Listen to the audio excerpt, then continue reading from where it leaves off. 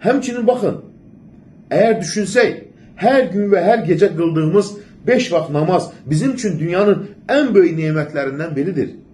Bütün günahlarımız için kəffarədir, silinmədir ve Rabbimizin katında derecemizin yükselmesine vesiledir, sebeptir.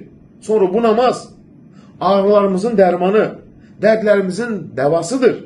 Bu namaz qəlblərimizə davamlı artan yəqin, yəni qüvvətli iman yerləşdirir. Könüllərimizə könül razılığı ve memnun olmağı yerleştirir. Bu namaz yani bir nimettir. Namaza sarıl. Namaz kıl. Alnı secdeye koyursan, Rabbine yalvarırsan, bu en büyük nimetlerden birisidir. Sıkıntı, keder, hiç ne bunun önünde kalabilmez. Ona göre de Peygamberimiz neyin yerdi? Həmçinin bir sıkıntı gələndə, bir keder baş verəndə neyin yerdi? Namaza kalkardı.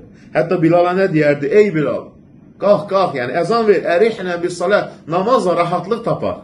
Namaz nedir? Rahatlık. Peygamberimiz ne diyer? Namaz gözümün nuru eyledi. Nuru, Allah nuru eyledi. Rabbimiz bizim de gözlerimizin nuru eylesin namazı.